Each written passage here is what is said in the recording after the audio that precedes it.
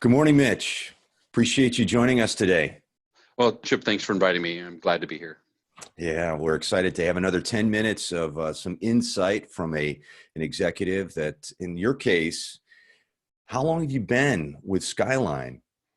I joined Skyline about 10 years ago, Yeah. and you know, a little history briefly is we had a couple founders who built the company starting in '92, and in 2010 they decided to sell the company to associates, Hmm. and so I joined the company and really helped to kind of finish up some great work that was done before my arrival to figure out a deal. And in December 2010, the associates ended up buying the company from the original co-founders. Okay.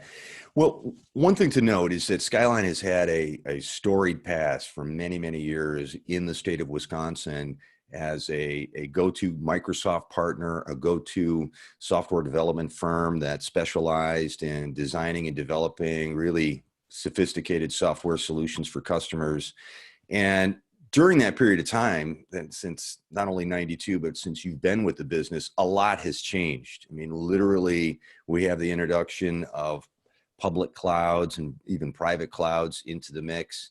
I'm just curious how you've seen the business evolve within the 10 years that you've been there, in terms of addressing customer requirements and needs. Hey, great question. So, one of the things that Skyline does is, this fine line of always follow our customer, right? And pay attention to their business. And when you understand your customer's business, then we can figure out the role that technology can play to enable that business. So our mission is to help our clients thrive. And the reason we chose that mission is we want the communities where we live and work to be amazing places. And I've never seen an amazing community without thriving companies. And so that's why our mission is to help clients thrive. Well, if you're going to enable that, you really have to pay attention to their business model, what they're doing, and then figure out how can technology enable that to happen.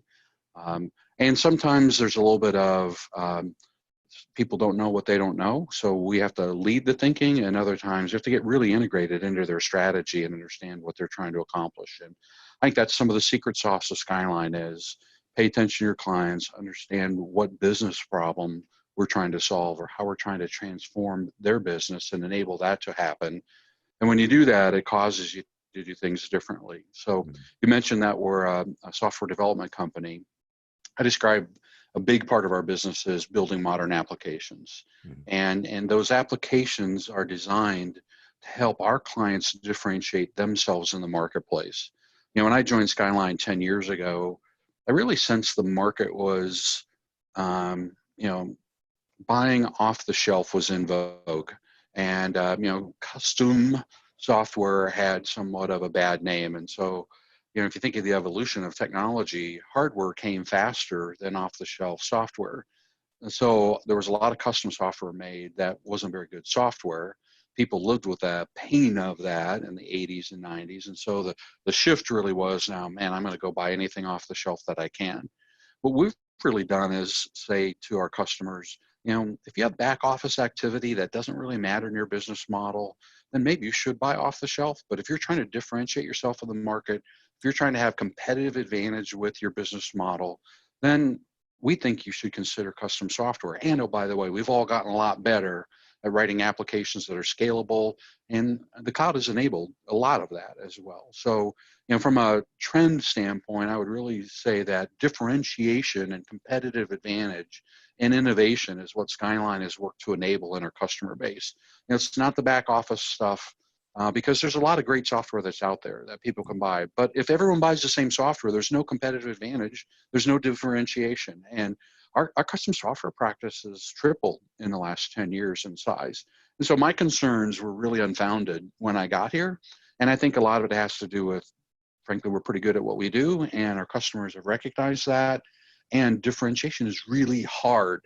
I mean, it's really hard. And when we help with technology to differentiate, our clients appreciate that and reward us with business for that. Excellent. So just wondering, have you found that some of the decision making that customers go through, the various steps in decision making and the individuals that are ultimately involved in that process, has that changed and evolved over the last 5 years, let's say? the participants? Absolutely. Yeah. Yeah, absolutely.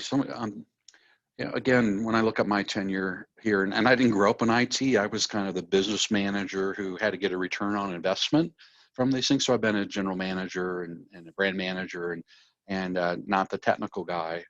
But when I joined, we sold a lot to IT departments, right? So we would talk to CIOs, directors of IT, and it really was a discussion about the technology. And Mhm. Gartner, and this is pretty common knowledge, everyone has said the decision making has moved, right? And we see more business decision makers. And I think that's a natural evolution that's occurred for two reasons. One is 10, 15 years ago, the technology teams would walk into a general manager like myself and say, look at this, this is what's possible. And I go, oh my gosh, I didn't even know that. With the consumerization of IT, now general managers and business leaders are walking into the technology departments and saying, this is what I want. I want it for free and I want it yesterday. And so, that dynamic, the consumerization of IT, I think has led to a very natural progression of business decision makers. I think the second thing that's happened, I don't mean to offend anybody with this, but I think IT as a function has often let the business down. And so IT has built very inflexible organizations. They built departments of no, and that they're about control and comply and conform instead of enable, innovate, accelerate. And so when you put those two dynamics together, we see the businesses having a lot more control over budgets and over decision making because of consumerization of IT and the fact that traditional IT organizations have been more infrastructure, hardware, security oriented, and they use those as excuses to not enable, innovate, and accelerate. So those are the two big shifts I've seen. Yeah. Well said. Thank you for that insight. So the big question is, you've spent many, many years being an incredible partner with Microsoft and still are. Why are you considering now investing? Because it is a big investment to start a new partnership, in this case with AWS. Where do you see the business evolving as a result of that desire to want to build an AWS practice? So, if you look at our history as a company, we started out as primarily a staff aug company, and we were all things to all people.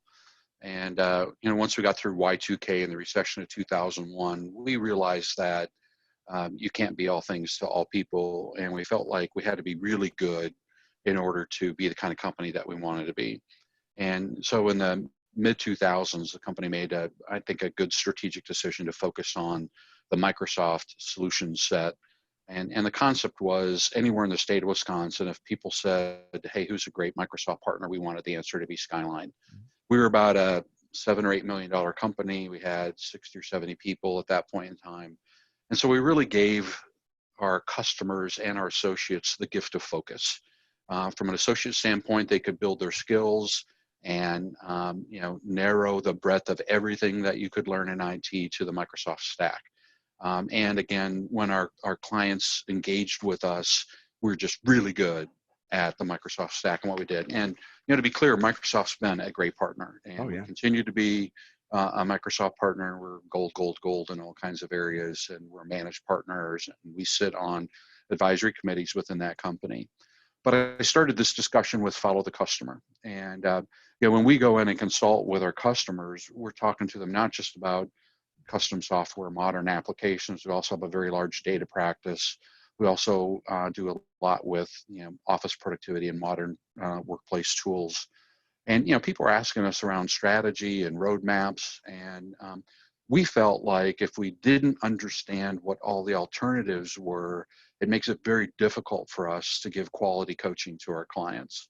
And so we last year had two very, very large projects, one on the Amazon cloud and one on GCP. And so we got exposed to, frankly, the tool sets and capabilities outside of the Microsoft stack. And we did some analysis, and at the end of the movie, really loved a lot of the microservices and the capability that we saw from the Amazon tool. And we felt like in order to be very good consultants to our clients, we needed to be able to talk to them about all the options that they had. And that led us to actually a meeting with you in Chicago, where we spent some time really digging into hey, what are all the capabilities that sit on AWS? And we walked away and said, we need to be able to talk to our customers about this. Frankly, we think we're going to sell more Azure because we understand AWS and Google. We also think we'll sell more AWS, and we also think we'll sell more Google because we can talk to them about, we think for this application, this is the right solution. And our credibility goes up. And I always want to start with what is right for the client. And we think, the more we know about all the options, the better we're able to coach the client through that transition. And so that's what led us on this journey. It kind of always starts and ends with a client, doesn't it? It sure does. Mitch, I can't thank you enough for your time and just an excellent discussion and insight into Skyline and quite a storied past and where you're going in the future. I really appreciate it. I got to ask you though, would you be willing to come back for an encore? You bet. Let's get some votes from the people who watch this around what they'd like to talk about, and be happy to do that. And Chip, thanks for the opportunity to have this discussion. Thank you very much. We love to talk about our clients and what we're trying to do to serve them, on any of the fronts that we do, and it's a nice opportunity to do that again. So thank you. Thank you, Mitch. Have a good day. Bye-bye. You too.